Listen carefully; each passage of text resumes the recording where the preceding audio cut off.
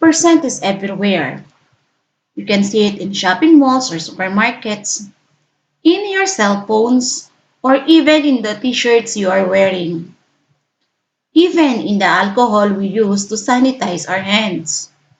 Our defense against COVID-19. But what is percent? Percent comes from the Latin word percentum, which means for every 100. Percent means per 100. Percent is a ratio of a number with 100. It is represented by the symbol percent.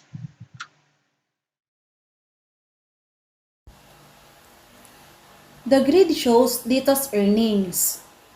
The 100 squares show 100 pesos, the total earnings, while the 53 shaded squares represent 53 pesos, the amount given to his mother. So, 53 pesos out of 100 pesos was given to his mother. 53 out of 100 can be written in percent as 53%.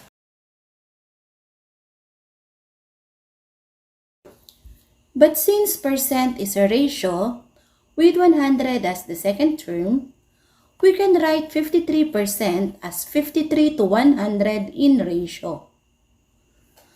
Ratio can be written in fraction, so 53 to 100 can be written as 53 over 100. As we have in the review lesson, fractions can be written in decimals. Thus, the fraction 53 over 100 can be written as 0.53 or 53 hundredths.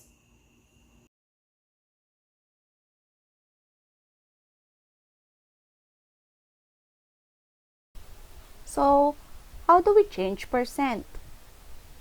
To change percent to ratio, remove the percent sign and change it to colon.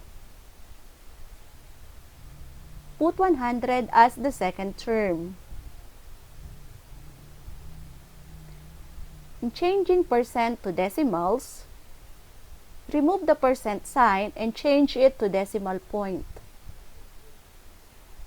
Move the decimal point twice to the left. 1, 2, and that's it. To change percent to fraction, change percent to ratio. 53% will become 53 to 100. Use the second term, 100, as the denominator. So you're going to move it as denominator. Then, change colon to fraction bar.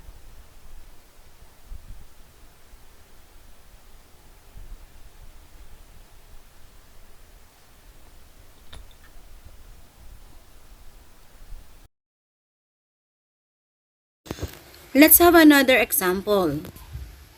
On this grid, 29 out of 100 squares are shaded. How are we going to write 29 out of 100 in percent? Since percent means per 100, 29 out of 100 is 29%. How about in ratio? Let's follow the steps. Change the percent to colon. Put 100 as the second term. 29% is 29 to 100 in ratio. How about in decimals? Change the percent sign to decimal point. Move the decimal point twice to the left. 1, 2, and that's it. 29% is 0.29 or 0.29. They mean the same.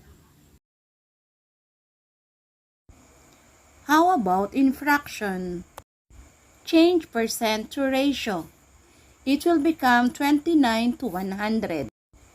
Use the second term, which is 100, as denominator. Change the colon to fraction bar. 29% is 29 over 100 or 29 hundredths. 29 out of 100 in percent is 29%. In ratio, it is 29 to 100. 29 out of 100 is 0.29 in decimals and 29 over 100 in fraction. As you can see, percent, ratio, fractions, and decimals are related to each other. Let's summarize what we have learned today. Percent means per hundred. It is a ratio with 100 as the second term. Percent, ratio, fraction, and decimals are related to each other. Percent can be written as fraction, as decimal, or as a ratio. To change percent to ratio, change the percent sign to colon, then put 100 as the second term. To change percent to decimals, change the percent sign to decimal point, then move the point twice to the left. To change percent to fraction, change percent to ratio, then use 100 as the denominator and change colon to fraction bar. Let's see what you have learned. I have here 5 questions. Be ready with your paper and ball pen. Choose the correct answer from the given choices. What term means per hundred? A. Decimals, B. Fractions, C. Percent, D. Ratio. If your answer is C. Percent, you got it right. Number 2.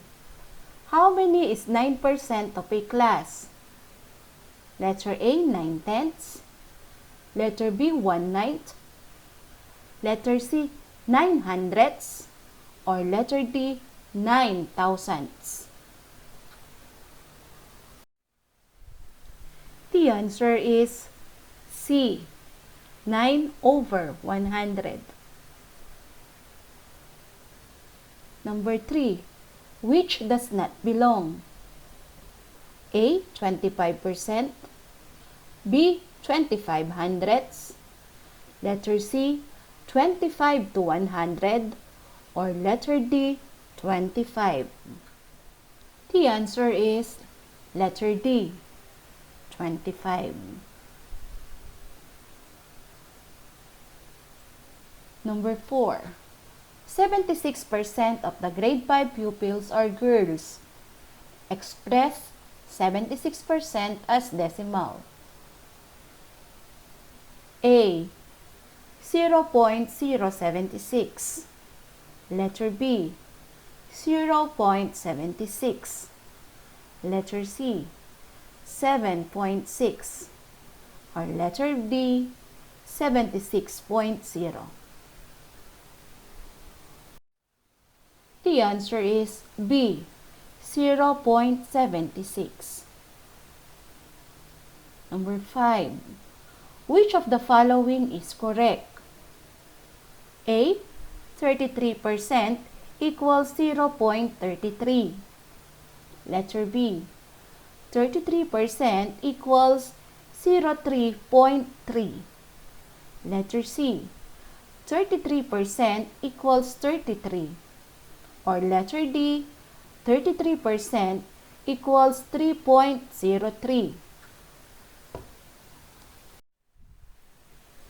The answer is A, 33% equals 0.33.